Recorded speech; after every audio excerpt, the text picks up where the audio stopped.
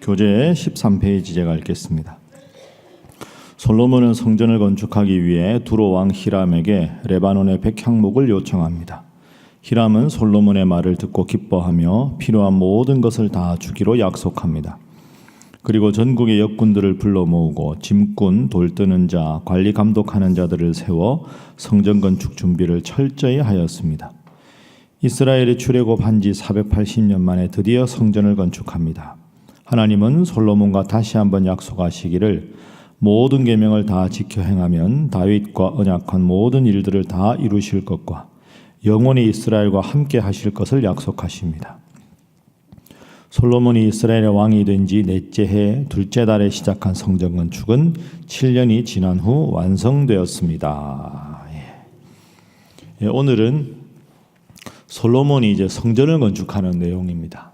솔로몬 이스라엘 근처에 두로라는 나라는 아주 좁은 나라입니다. 작은 나라인데 좁고 이렇게 골짜기가 많고 이래서 농사는 잘 안 되지만 백향목이 아주 잘 자라는 그런 나라였습니다. 그 두로 왕 히람에게 요청을 해서 거기 있는 좋은 백향목들을 가져다가 그리고 다윗 왕이 성전 건축을 위해서 전쟁할 때마다 쌓아놓은 그 많은 무수한 전리품들 중에서 가장 좋은 것을 모아서 7년간 하나님의 성전을 지었다 하는 것이 오늘의 본문입니다.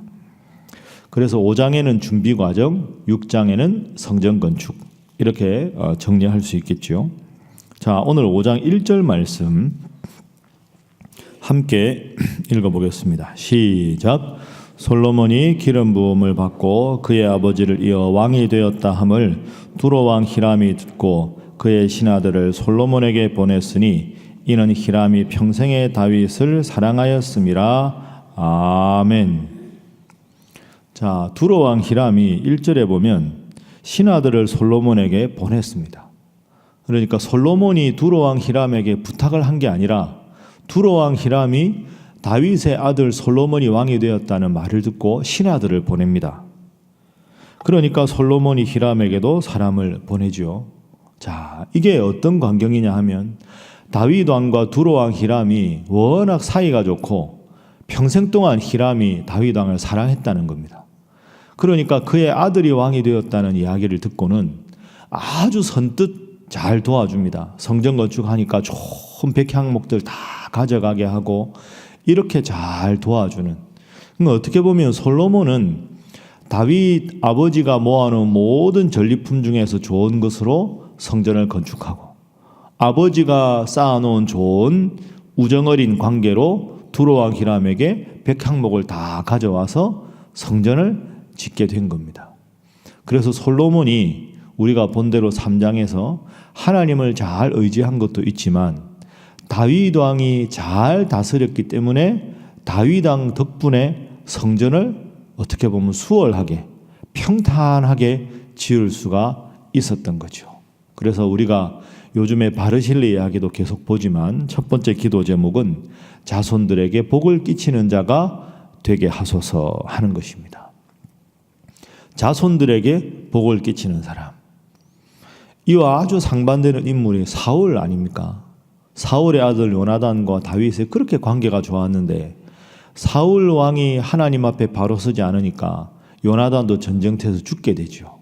그러니까 사울 같은 사람은 아들이 참 훌륭했는데 그 아들의 길을 막아버리는 왕이었고 바르실레 같은 사람이나 오늘 다윗 왕 같은 사람은 워낙에 잘 인덕을 쌓고 잘 했기 때문에 이 솔로몬 왕은 어떻게 보면 성전을 평탄하게 지을 수가 있었습니다.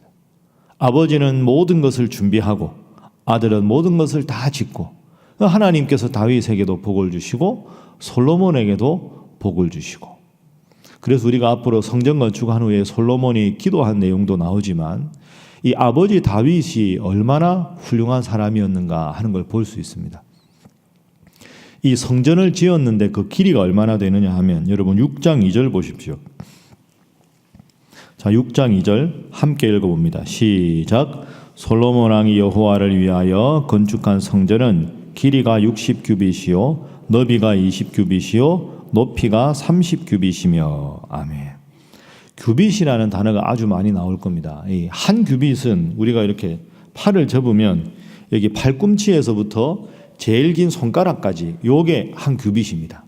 그러니까 이걸 우리가 아는 센티미터로 말하면 45.6cm입니다. 그러니까 한 규빗이. 그러면 6장 2절에 길이가 60규빗이라 하는 말은 60규빗에 45.6을 곱해보면 한 27m 정도 됩니다. 그러니까 솔로몬 성전이 길이가 한 27m, 그 다음에 넓이가 14m, 9m, 높이가 14m 정도 됩니다. 그러니까 작은 몇 층, 한 4, 5층짜리 상가 정도 되는, 아파트 상가 정도 되는, 별로 크지 않게 보이겠지만 3000년 전에 이 건물을 짓는다. 14m 높이로, 그 다음에 뒷부분에 보면 전부 금으로, 웬만한 건 금으로 다 했습니다. 3000년 전에 그 진귀한 백향목과 그 좋은 금으로 그 세공을 해서 성전을 짓는 것이 쉬운 일이 아닙니다. 첫 번째는 하나님 은혜고, 두 번째는 다윗 왕의 훌륭한 정치 덕분에 솔로몬이 이렇게 훌륭한 성전을 지어서 지금도 우리는 솔로몬 하면 성전을 건축한 사람. 첫 번째는 하나님 은혜, 두 번째는 아버지 다윗 왕의 은덕입니다. 그래서 여러분들도 앞으로도 지금처럼 열심히 기도하셔서 여러분 덕분에 여러분 자녀들이 잘 되고 자손들이 잘 돼서 그때 그렇게 기도하던 저분의 자녀가 저렇게 잘 되는구나 하는 복된 가문 다 이루시기를 주님 이름으로 축복합니다. 자, 두 번째 기도 제목은 태평한 복을 허락하소서 하는 겁니다. 태평한 복, 형통한 복, 모든 것이 잘 되는 복. 방금까지 말씀드린 대로 솔로몬이 그렇게 살았죠. 뒷부분에 물론 타락하지만 처음에 출발은 정말 태평했습니다. 자, 4절 말씀 한번 보겠습니다. 솔로몬이 히람에게 고백하는 내용입니다. 5장 4절 말씀 함께 읽습니다. 시작. 이제 내 하나님 여호와께서 내게 사방에 태평을 주심에 원수도 없고 재앙도 없도다. 아멘.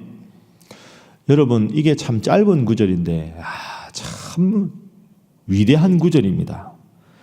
내 하나님 여호와께서 내게 사방에 태평을 주심에 원수도 없고 재앙도 없도다.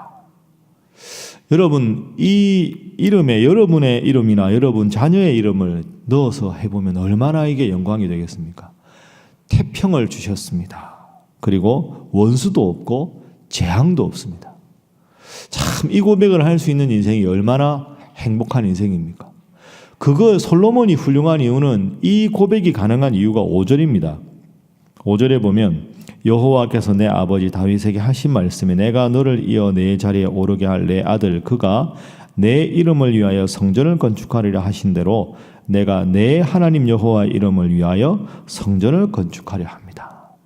태평을 주신 하나님께 감사하는 마음을 솔로몬 왕이 가졌기 때문입니다. 그래서 5절 말씀에 제일 많이 나오는 단어가 내라는 단어입니다. 내 아버지 다윗, 그 다음에 내 아들 그가 내 이름을 위하여 성전을 건축하리라. 내 하나님 여호와. 그러니까 아버지의 하나님이 아니라 이제는 내 하나님이다. 아버지의 하나님, 나의 하나님.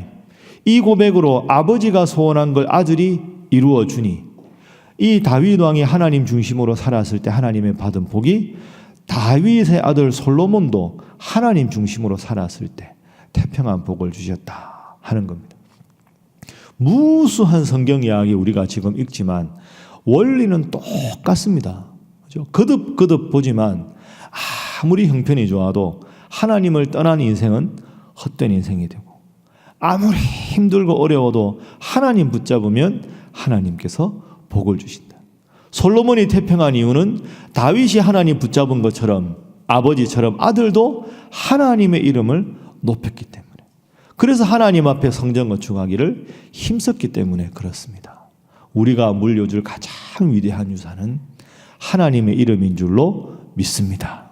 하나님이 주인 되시는 교회, 하나님이 주인 되시는 가정, 하나님이 주인 되시는 여러분과 여러분의 자녀들 되셔서 정말로 태평한 복이, 그리고 이 4절 말씀 꼭 마음속에 새기시고 이 9절 붙잡고 우리 교회가 이런 교회가 되고 우리 구역이 이런 구역이 되고 우리 직장에 이런 직장 되게 해달라고 기도하셔서 태평한 복을 세세토록 누리시는 여러분 모두가 되시기를 주님 이름으로 축복합니다. 자, 마지막 세 번째는 하나님의 일과 일상의 일에 조화가 필요하다 하는 겁니다. 하나님 앞에서 봉사하는 하나님의 일 그리고 일상 속에 살아가는 하나님 나에게 주신 일, 이 두 일 사이에 조화가 필요합니다. 자, 성전 지을 때 두로에 어떻게 가는지 한번 보겠습니다. 5장 14절 말씀 한번 봅니다. 자, 5장 13절 말씀 보면 솔로몬 왕이 온 이스라엘 가운데서 일할 수 있는 부역을 하는 역군을 불러 일으키니 역군의 수가 3만 명입니다. 그런 3만 명을 어떻게 운용하는가? 14절 함께 읽습니다. 시작. 솔로몬이 그들을 한 달에 10,000명씩 번갈아 레바논으로 보내며 그들이 한 달은 레바논에 있고 두 달은 집에 있으며 아도니람은 감독이 되었고. 아멘. 한 달은 레바논에 있고 두 달은 집에 있고. 여러분, 이게 솔로몬이 지혜로운 왕인 뜻입니다. 사실은 이게 뭐 23m 이렇게 27m 이렇게 되면 7년까지 지을 게 없을 것 같지 않습니까? 아무리 그래도 뭐 부역하는 일꾼들이 몇만 명씩 나오는데 이걸 뭘 7년까지 짓나? 그런데 3,000년 전이라는 걸 고려하더라도 이게 솔로몬의 지혜입니다. 이 성전을 짓고 나서 솔로몬이 내일 본문에 보면 왕궁을 짓습니다. 왕궁을 지을 때 13년 동안 짓습니다. 그러니까 솔로몬은 성전을 7년간 짓고 왕궁을 13년간 짓고 20년간 큰 건축을 합니다. 그런데 그 왕궁을 13년을 짓는 게 솔로몬이 하나님의 성전보다 훨씬 오래 지었다, 그런 뜻이 아닙니다. 거기서 봐야 될 건 먼저 한 것이 성전이다, 이게 중요한 겁니다. 그 다음에 솔로몬의 궁전은 왕궁이 워낙 크기 때문에 성전보다 기간이 많이 걸린 거죠. 더 중요한 이유는 솔로몬이 이런 큰 역사를 일으키면서도 무리하지 않았습니다. 순리대로 한 겁니다. 그래서 20년 걸린 겁니다. 요즘 표현으로 막 다그치고 닥달했으면 빨리 지었을 겁니다. 그러면 이스라엘 백성들이 무슨 생각을 했을까요? 성전만 보면 내 진짜 힘들었다. 군대에서 고생한 사람들 그러면 있는데 군대 쪽 쳐다보지도 않는다. 그런 생각 안 하겠습니까? 하나님께 영광 돌리고 복 받기 위해서 성전을 지었는데 성전을 바라보기도 싫어하면 안 되겠죠. 그 다음에 솔로몬 왕궁을 지었는데 왕궁 보기도 싫다 그러면 안 될 거 아닙니까? 하나님의 성전, 우리를 위한 왕이 다스리는 곳, 20년간 했지만 큰 무리가 없었던 것은 순리대로 했기 때문입니다. 오늘 본문 14절에도 보면 한 달은 레바논에 가서 벌목을 해서 나무를 옮기고 그 다음에 두 달은 집에 가서 쉬게 하는 겁니다. 그러니까 3만 명을 뽑아가지고 벌목을 시키지만 3만 명 전부 가서 완벽하게 모든 일을 하라가 아니라 10,000명씩 10,000명씩 10,000명씩 자기 일 충분히 또 하다가 한 달간 시간 비워서 레바논에 가고 또 한 달 한 다음에 집안일 하고 그렇게 천천히 하니까 7년이라는 기간은 많이 걸렸지만 그렇지만 백성들이 그 3,000년 전에 자기 일 하지 못하고 피곤해서 불만과 원성을 많이 가지는 그런 일이 없었다는 거죠. 이게 다 솔로몬의 지혜입니다. 하나님의 성전을 짓는 일을 하면서도 자신의 생활과 생업에 지장을 주지 않도록 하는 것.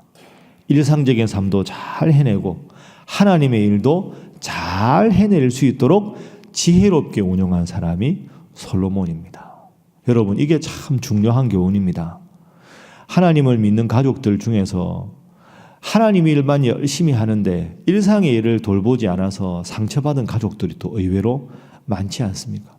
또 조화를 잃어버리면 세상살이에 너무 바빠서 하나님을 위한 시간만 최소한으로 하는 그런 일도 많은데 솔로몬은 하나님의 역사를 하는 것과 자신의 일상을 살아가는 것을 잘 조화롭게 해서 기간은 오래 걸렸겠지만 순리대로 모든 일을 잘 처리했습니다. 오늘 이 일을 여러분 꼭 기억하셔서 여러분 다 바쁘신 분들이지만 새벽에 가장 이른 시간 하나님 앞에 드리는 식으로 이런 좋은 생활의 습관을 꼭 간직하셔서 하나님의 일을 우선으로 하되 일상의 일을 잘 처리해서 하나님의 일과 일상의 일에 다 하나님 태평의 복을 주시고 형통의 복을 주셔서 신앙의 이름으로 승리하고 일상의 삶에서도 승리하는 복받는 여러분 모두가 되시기를 주님 이름으로 부탁합니다. 함께 기도하겠습니다. 하나님, 다윗 왕이 바로 서서 두로왕 히람이 다윗 솔로몬을 잘 도왔던 것처럼 주님 앞에 제가 바로 섬으로 자손 대대로 복받게 하여 주옵소서. 하나님, 우리 성도들, 우리 교회, 우리 가정에, 우리 생업에 태평한 복을 허락하여 주옵소서. 신앙과 일상 사이에, 교회와 가정 사이에 조화로운 삶을 허락하여 주시옵소서. 다 함께 주님 앞에 기도합니다. 주여 믿습니다. 주여 믿습니다. 주여 믿습니다.